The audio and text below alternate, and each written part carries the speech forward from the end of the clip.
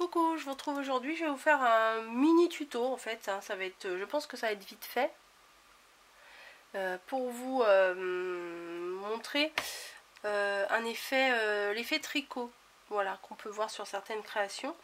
Donc comme il me restait de la pâte, puisque je vous avais tourné les tutos du fascicule de chez Hachette, là, il me restait de la pâte et je me suis dit je vais vous faire un autre petit tuto. Donc bon, j'ai déjà commencé, là, j'en ai fait plusieurs. Des effets comme ça, des tressages on va dire, et j'ai tout préparé et je voulais juste vous montrer comment on fait cet effet là. Donc il vous faudra faire des petits boudins, donc j'en ai fait un, je vais en faire un deuxième, alors de la même grosseur, hein, pour que ce soit un travail un peu plus régulier. Donc pour faire un boudin, voilà, on étale comme ça, on roule et on étale sous les doigts. Voilà, donc j'en ai fait deux. Hop, je vais me décaler un peu. Ce qu'on va faire, c'est qu'on va les plier en deux chacun. Voilà, j'ai plié celui-ci, je vais plier celui-là aussi. Et au niveau du tressage, en fait on va les rouler entre les doigts. Donc il y en a un qu'on va rouler la main droite vers devant nous et la main gauche vers nous. Voilà, et l'autre on fera de l'autre côté. Voilà, alors hop, je tourne comme je vous ai dit. Donc la main droite, je vais la tourner vers mon bureau. Mais la main gauche, je la tourne presque pas en fait, hein, parce que c'est l'autre qui fait tout le boulot. Voilà, donc celle-ci, j'ai tourné comme ça. Donc la main droite vers le mur, la main gauche vers moi. Donc là, je vais faire le contraire. La main gauche vers le mur et la main droite vers moi. Voilà, donc on tourne tout le long. Et après, il suffit de les mettre côte à côte. Bon, il faut les faire un peu plus régulier que ce que j'ai fait. Et vous pouvez voir, ça fait comme une tresse. Voilà, après, il suffit juste de les mettre les uns collés. Vous mettez chaque bande les uns après les autres. Et comme il y avait l'emporte-pièce dans le fascicule, je vais placer, mais je sais pas si vous voyez. Donc je vous ai repris sous un autre angle. Est-ce que ça fait le focus? Oui. Donc je vous ai repris sous un autre angle. Donc j'ai mis chaque petite tresse, on va dire, les unes à côté des autres. Voilà, ce qui donne un effet tricot. Et avec l'emporte-pièce qu'on avait dans le fascicule, il suffit de couper à l'emporte-pièce l'endroit pour faire la création. Voilà. Donc ce qui donne ceci. Voilà. Et en fait, il faut mieux le mettre sur un support parce que c'est ajouré là. Donc on va le mettre sur le support. J'ai préparé juste un petit morceau de fimo que j'ai aplati. Hein, c'est tout pour faire le dos. Je sais pas comment ça s'appelle. Je sais qu'il y a un nom.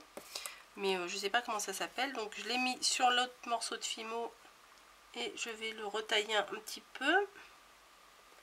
Voilà, et je coupe. J'aurais dû remarquer, j'aurais pu placer les bandes directement sur le morceau de rond noir, comme ça aurait été beaucoup plus simple. Mais ouais, j'y ai pas pensé.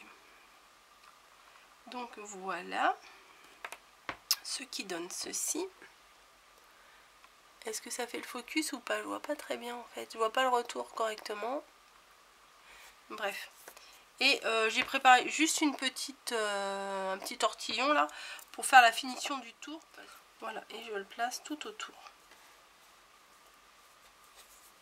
Bon, c'est pas de la grande création, mais bon, j'avais envie d'essayer ça.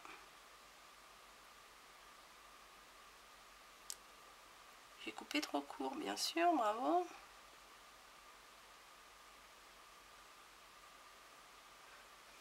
Bon, c'est pas super extra.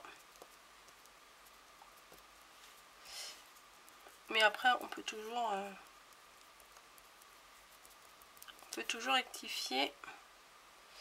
Non, ça me plaît pas trop ce que j'ai fait en fait. le tour là que j'ai mis. Bon, si ça passe. Allez, ça passe. Voilà, donc ça fait ça. Voilà, je vais mettre un petit piton qu'ils avaient fourni dans le kit.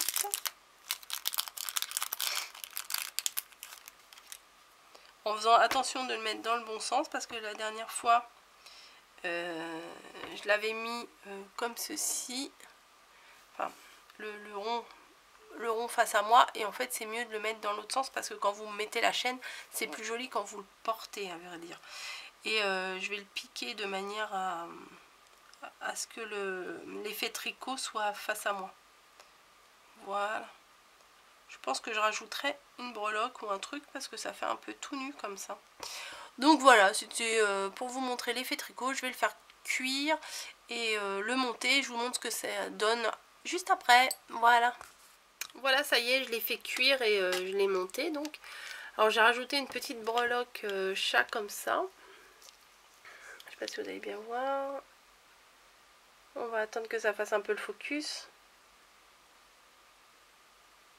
Est-ce que ça vient?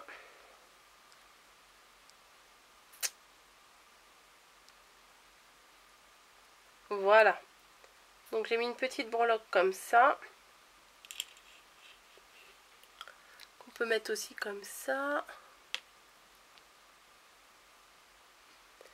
Voilà. Et en fait pour l'effet un peu c'est pas vraiment brillant, c'est légèrement lustré.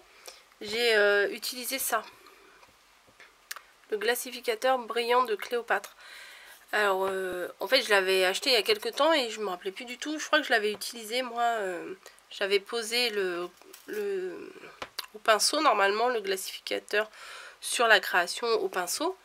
Et j'avais laissé sécher normalement. Et là, aujourd'hui, j'ai lu la notice. Voilà.